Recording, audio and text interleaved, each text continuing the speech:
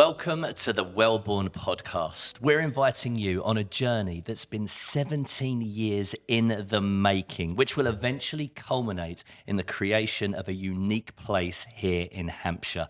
Driven by the vision and passion of a local landowner to create a new, thriving community, we're here north of Fareham, alongside 6,000 beautifully designed new homes. The region will be enhanced with accessible green spaces, schools, shops, a technology park, and much more. And as part of this podcast series, I'm delighted to be joined by some of the talented individuals responsible for bringing the project from the vision into reality, as visionaries, creatives, and architects who have combined to create this truly unique and one-of-a-kind development.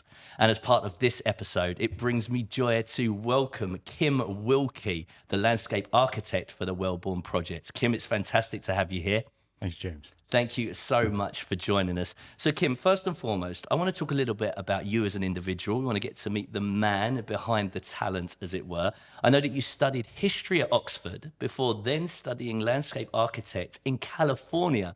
Both things really from opposite ends, history to landscape architect and Oxford to California. Tell us a little bit about that journey. Well, history is a great subject to start with because it's just about human beings and their story in the world.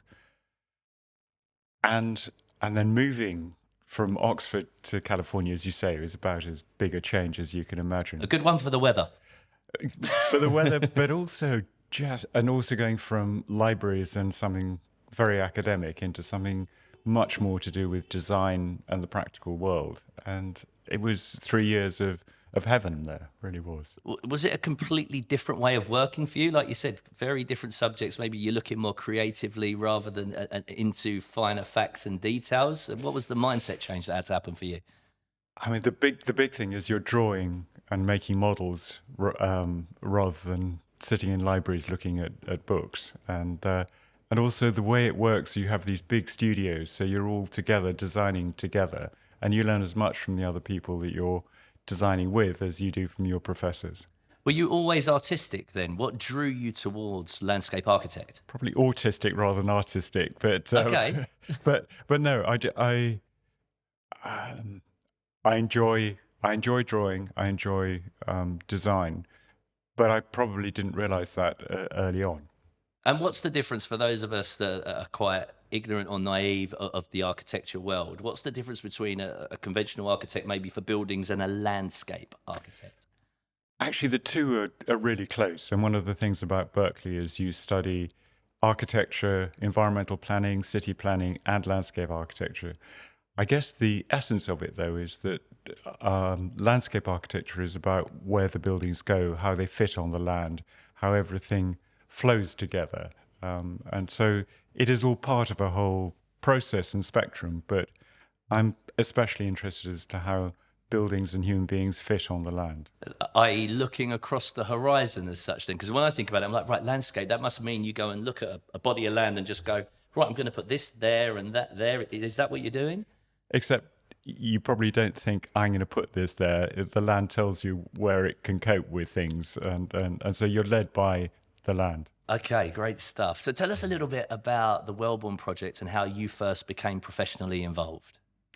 I was really brought in by Ben, or suggested by Ben Pentreath, the architect, and we worked together on a lot of different projects. And I really enjoy working with him because he understands how land can influence the way that buildings will go. And then I really respect the buildings that he produces. So there's this really good dialogue between the two of us where the buildings, the land, the people, the wildlife, they all fit together. But we're designing absolutely at the same time, which is how it used to happen actually before people disappeared into individual silos.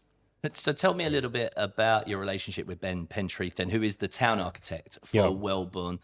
What is the harmony and the back and forth that needs to happen there? Who dictates first, or is there a balance of power that happens and shifts backwards and forwards? I think there's no power struggle. It really, we sit down and look at a plan or look at a site, and just talk through with me looking at it from the point of view of the land, how it, what can be suggested, how that'll work, and him just being really sensible about what buildings will fit there. And it's just because you're constantly having that iteration of how about this, what about that, you end up with designs that neither of us would have reached on our own, and it's really enjoyable. And I guess as well, here at Wellburn, we're reaping the benefits of this continued relationship between the pair of you as well. I hope so. Yes. Of course we are. I can feel it already, and you're talking about it with passion as well. But how do you approach a project as vast as Wellborn? So you're there looking at the horizon and the land. What's it saying to you and communicating to you as a landscape architect? So probably several things all at once. The first is just the topography, the way that the land slopes, how it's formed, how it flows, and how water flows over it. And the lovely thing about Hampshire is it used to be underwater.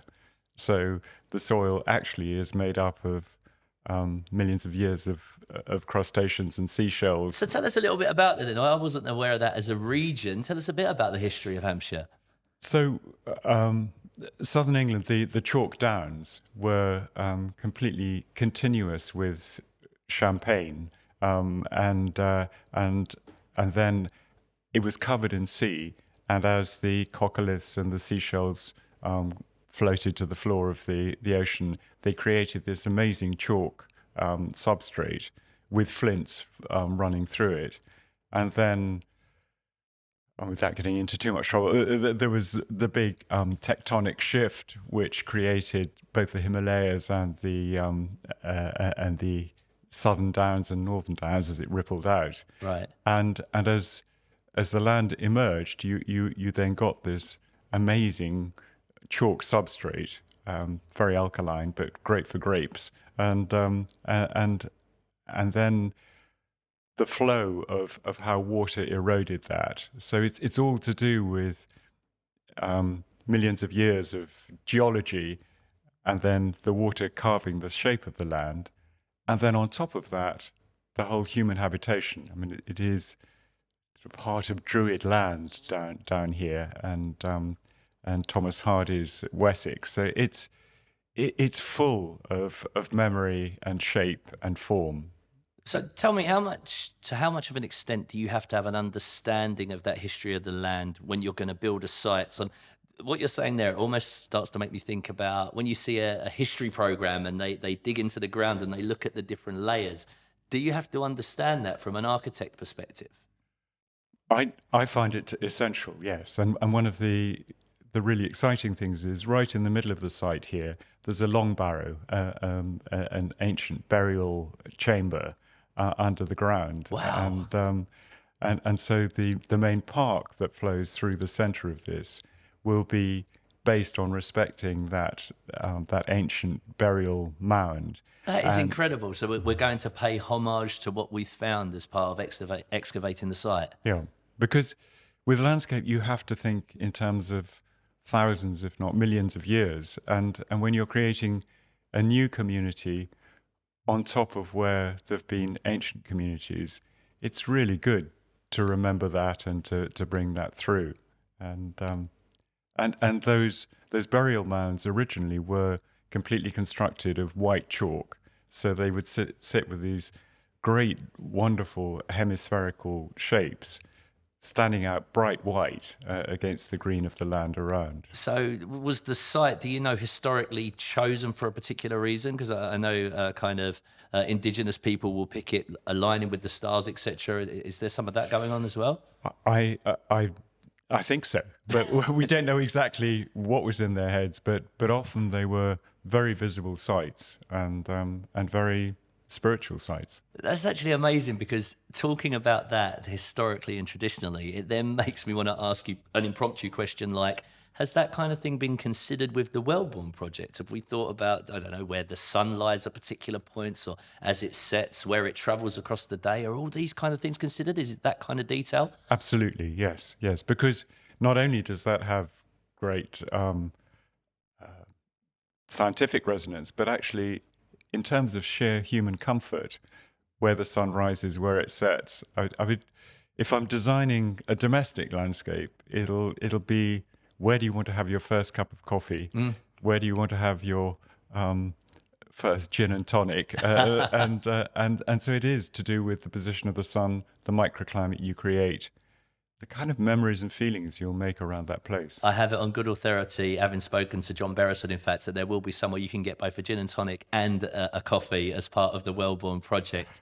But we've also talked to myself and John Beresford about being able to draw people outside to feel a part of the community. Is that a perspective that comes into play when you're looking at your landscape?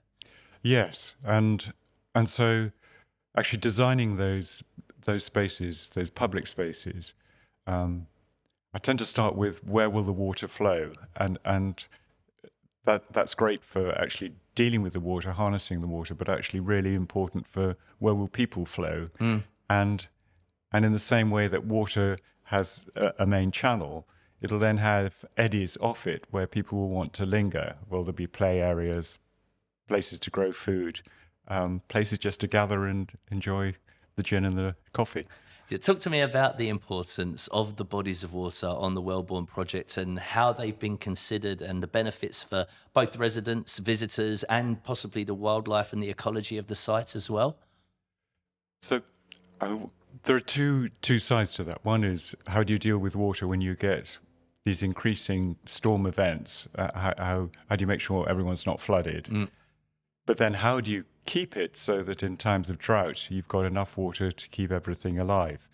And so with these valleys flowing through and then gathering the water at the bottom, it means that you'll have, again, echoing ancient dew ponds, places where water is collected and where the damselflies, the swallows, the frogs, the newts, they can all rely on having water, because one of the things about chalk is that the water's mostly underground. So wherever you have it on the surface, it's really precious. So talk to me about these considerations and how perhaps they might differ to another scheme or development site. Is this something that's usually done within a housing project? It used to be. I think what's tended to happen is that very often there will just be pockets of green space, isolated pockets, which is fine for local residents, but doesn't connect them up, doesn't connect the wildlife up, doesn't respond to the underlying topography and So perhaps water. just done like as box ticking rather than a real holistic consideration. Yes, I mean, it's partly the way some towns have been incrementally designed, and they don't have the opportunity to do that. When you're starting out from the very beginning, you really can make it work in this way. So would you say there's a identity to a Kim Wilkie project as such with these kind of considerations? And what would that be if there is so? I hope there isn't, because I think the idea is that you make each place absolutely respond to its own history, its own topography, its own geology. I guess the thing that does link them is that respect, that attention to how it's formed, but also particularly down in this part of England where the Bronze Age and the Iron Age earth forms have been so significant and are so beautiful. I always try to bring as much of that into the design as possible. I guess what I was asking there is more a sense of not that your developments would be generic, but it's the identity that these things have been considered across the landscape. And I know you work as a local farm hand yourself, right? And though, is this where this passion also comes from? Have you always done so? I've always grown up around animals, so that relationship with the natural world has been there from the very beginning. And actually, I mean, farming in a sensitive and respectful way is, I think, not only crucial to creating beautiful landscape, but probably the secret to sorting out global warming as well. Proper stewardship, long-term stewardship of the land is the thing that counts. Yeah, I know that trickles down all the way from Mark Thistle's way. But also, Just thinking about this idea of stewardship to the community, but also for yourself. How do you feel when a project is completed? I mean, I'm assuming you must visit, and when you're sitting there and you look around you, what you've been a part of, how do you feel?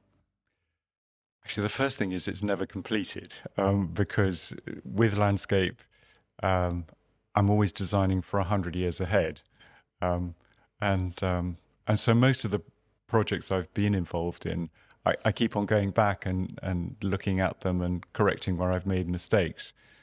But you never get to the point where it's finished, partly because climate, people, wildlife will take it in directions that you never imagined, and you just have to enjoy that. That's quite good for my next segue that I want to take. In fact, you mentioned mistakes there. I don't want to say mistakes, really. I would say challenges that arise that weren't thought of. So tell me about what kind of things might happen in that realm then. Well, I mean, ash trees are a good example of that. So they are one of the climax trees for this part of England. And then all of a sudden, ash dieback comes in. And so woodlands that have been primarily ash based, you have to think again very quickly and try to work with the circumstances to make sure that there will be tree cover and and and learn not to rely too much on one particular species. Of course, on the site, we have the Dashwood woodland. Yeah. How has that been incorporated into the identity of the sites to make sure that it is maintained? Um, I mean, partly managing it well, but also extending it back along its ancient roots and bringing much more woodland into the frame of the countryside. So it's a great wood and needs to be kept alive and extended. How do you think residents and those within the local community that extended outside of Wellbourne will be able to enjoy that? I think that wooded framework is not only crucial to giving a whole structure to the landscape, but also protecting from wind and heat and storm events. So trees combined with good pasture are the way to keep land really good. As a landscape architect, I guess you'll be able to vouch for. We've removed so much shrubbery and greenland and trees that, like you said, they can be a defense system, and maybe sometimes that isn't considered. I think we've been through 70 or 80 years where that hasn't been considered properly. The other thing that we've forgotten is how important pasture is, grazed, herbal, deep-rooted herbal lays, as they're called. Sorry, But what do you mean by that? it's not just grass. It's things like marjoram and plantain and actually oxeye daisies that go. Their roots go deep into the soil, and they have this relationship with mycorrhizal fungi, which is completely symbiotic. But best of all, it takes carbon out of the air, feeds it to the fungi, and sequesters it in the land more effectively and more permanently than trees do. I mean, trees are wonderful, but actually we've forgotten how grazed pasture is really significant too. How highly prioritised has the environmental impact been of the Wellbourne project? I think it's crucial to it. I mean, partly Mark has been very and John have been very concerned about getting street trees in because not only do they make it beautiful, but as the climate gets hotter and more extreme, the protection that you're going to get from those trees is going to be vital. And particularly studying in America, you're aware that street trees play a huge part in moderating the climate there, and especially deciduous ones where the leaves fall off, so you get warmth coming in the winter, but shade and protection in the summer. Do you have to think about the whole concept with regards to man-made versus shrubbery, etc., and plant life? Do you have to think about the balance overall of it? Because, of course, you need accessibility with roads and pathways, but you want this greenery, you want this invitation to be outside, and then all of the benefits we've discussed that come with that. I I think one of the things that you realize is we've been living here for so many thousands of years that the distinction between man-made and natural is blurred. The way we've managed the land has been good, used to be good for the land and for human beings, and it's rediscovering that relationship between humans and the natural world, and not thinking of us as totally separate. We are part of nature.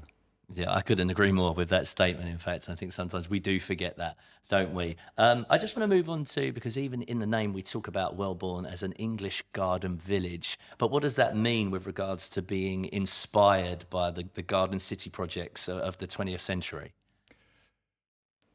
I think the word garden is misleading. Well, that's the thing almost that I'm asking, because you garden green, lovely. Yeah, but go on, carry on.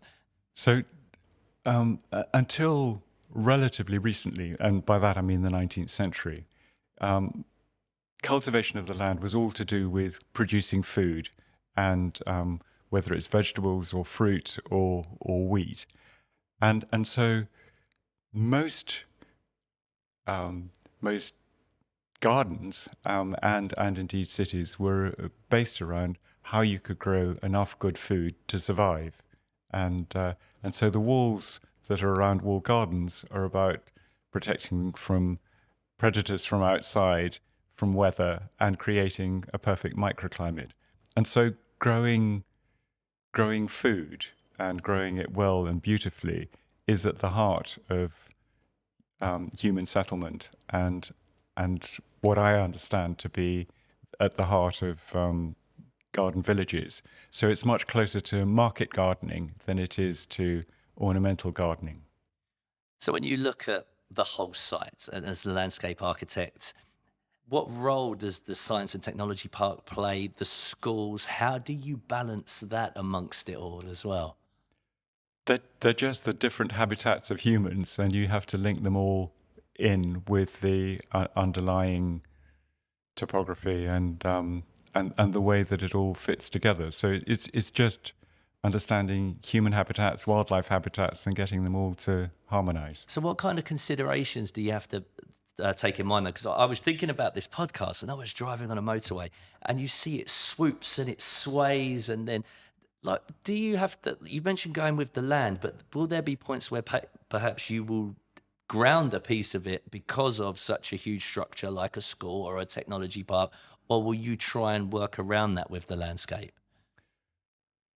Actually, that analogy with motorways is very, very good. They are, as they're designed now, they are beautifully designed. I mean, they may not be very beautiful things in themselves, but the way that they flow with the land is exquisite. And I think you were asking, what do I first? How do you approach it? What do you Yeah. do? So a school needs to go there. So do we just flatten it and then just build the school? Or do you go, well, look, that mound is there and then the meadow goes like that. That could be the school grounds and that. Like, Completely. I mean, so the school grounds, you have to put on an area that's naturally flat. oh, right. Okay. Because you don't want to be shifting earth around unnecessarily.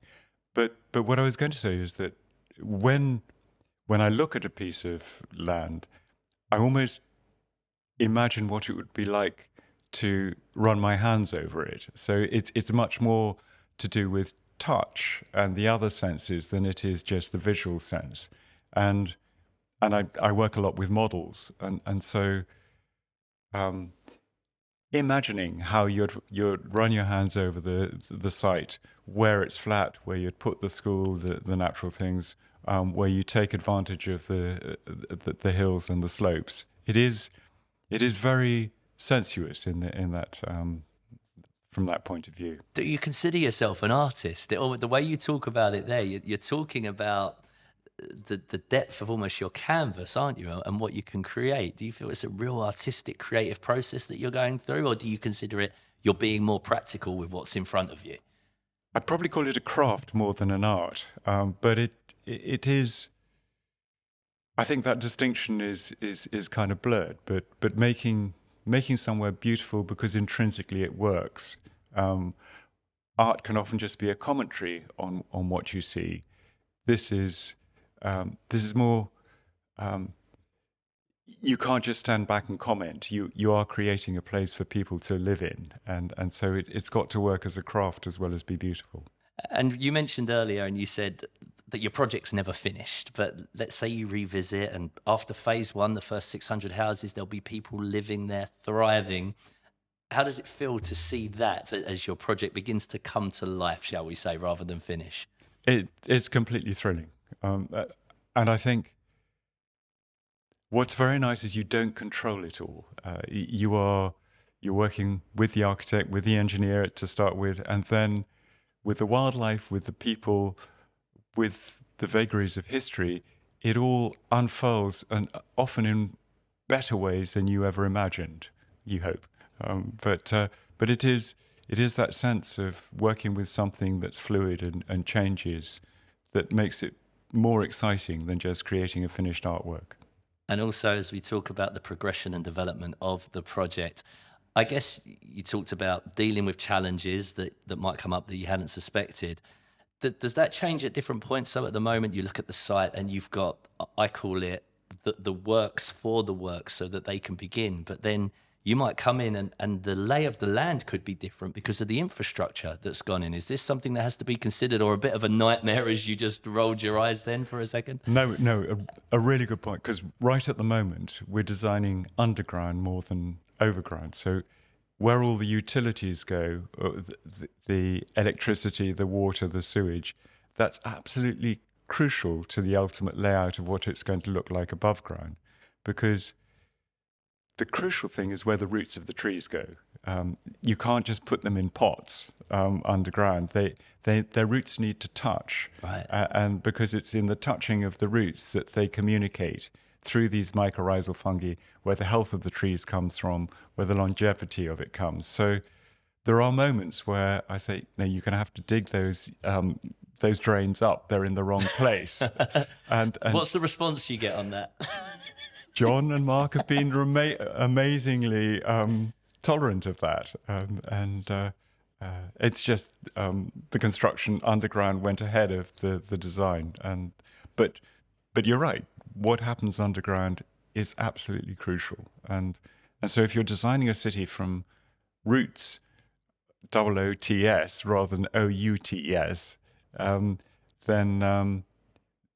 it's a very different city, and it'll be a healthier one. And what's really nice to hear there is that it sounds like you're allowing the Wellborn project to be dictated by nature as much as you are from the demands that maybe the 6,000 houses and the other infrastructure are going to need. There's even a balance in that from the sound of the things that you're saying there.